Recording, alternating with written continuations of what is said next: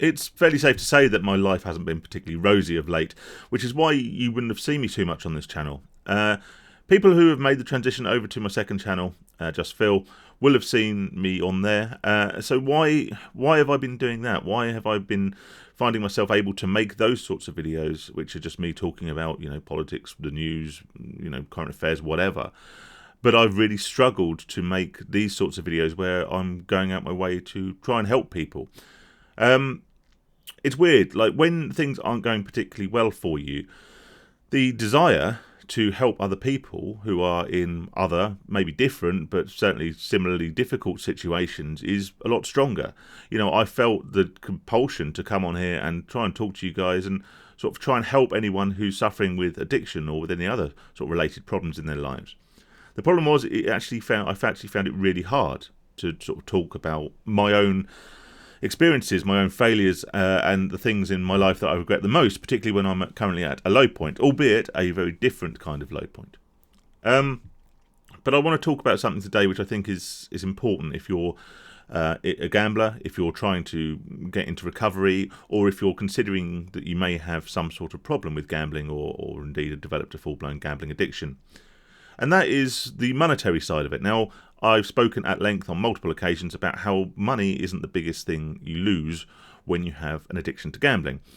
It's also not the primary issue, to be completely honest with you. It is a side issue. It is a symptom of the addiction. Once you address the addiction, then the monetary side of things does actually take care of itself, albeit over time. However, in the short term, money is an issue, and from the outside looking in, if you're not someone who has this particular addiction, people will look at someone gambling in whatever capacity that might be and assume they're doing it because they have the desire to win money. This is why when you're gambling, people will often regale you with such helpful insights as there's only one winner and you never see a poor bookie and it's a mugs game and all these other things which really don't help when you're in the grips of this crippling addiction.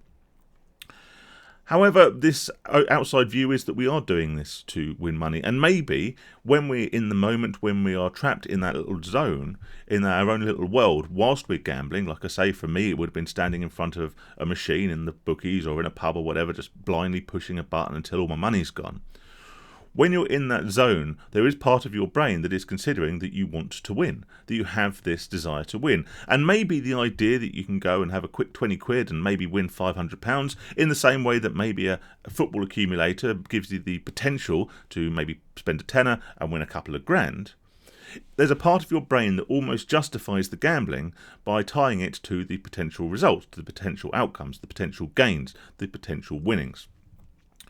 So if you do find yourself thinking like this, as I often did on many occasions, not realising that realistically it was the addiction that was driving me rather than the desire to win, if you are somehow consciously or subconsciously convincing yourself that you want to place this bet, that you want to play this machine, that you want to do whatever it is because you want to win, then think about this. What if you do win? What if you get the outcome that you are convincing yourself that you are looking for?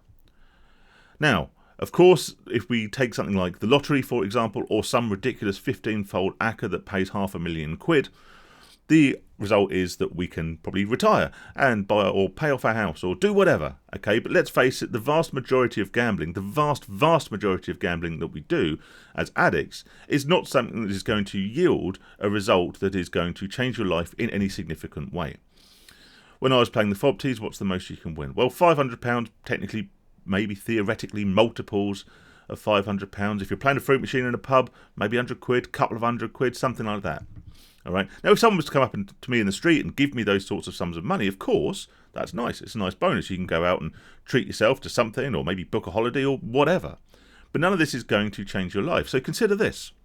Next time you go and think you're going to have a gamble because you convince yourself that you want the outcome of a victory, of a profit, think about how you plan to spend that money should you win it. There's an old adage, isn't there, about getting granted 3 wishes. And they say that if your first wish is for millions and millions of pounds or billions of pounds or whatever it is, it's because you don't know what to wish for. You're wishing for something that you potentially want in the future, and the same applies to gambling. If you think, I want to win XYZ because I want to purchase XYZ, then you are, in theory, justifying what is an incredibly dangerous way of trying to attain something. But the vast majority of the time we gamble, we have no plans, we have no desire other than the money itself. And if we don't have any plans for the money, should we actually get the outcome that we desire, and let's face it, in the vast majority of cases we don't, then all we are effectively doing is buying ourselves future options. And if you are in the midst of a gambling addiction, as I was for many, many years, that future option will basically loop back to further gambling, because you will not be able to think of anything else to use that money for, certainly not in a productive way. As gamblers, we almost become hardwired not to spend money on normal, regular, everyday things. And I've spoken in the past about the difficulties that we have in spending our money on normal, everyday, regular things. Instead, what we do is any winnings we have, or a lot of the money we have come in from whatever source it might be, becomes automatically earmarked for future gambling, basically as a way to placate the addiction further down the line. So, if you are convincing yourselves that you want to go and place a bet, you want to go and play a machine, you want to go and put that spin on roulette, log on to the online casino and deposit whatever.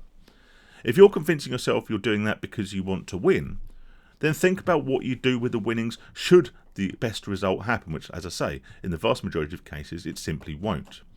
If you don't have a plan for your winnings, if you don't know quite why you're compelled to try and win more money, then ultimately all that's going to happen, should you get the result, is that you're going to go back and back and back.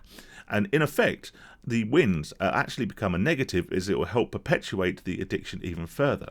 In many cases, should you win, then the likelihood is you will continue to gamble more and more frequently and at higher stakes. And in many instances, you will not stop until you've lost all your profit, but also any other money that you have available. Again, as I always say in all of my videos, none of this is coming from a position of a high horse. This is coming from a experience of doing the same thing and repeating the same negative processes time after time after time. Like I say, if you're granted one wish and all you can wish for is money, you don't know what you want. And if you're gambling because all you want to do is win more money, then you don't know what you want.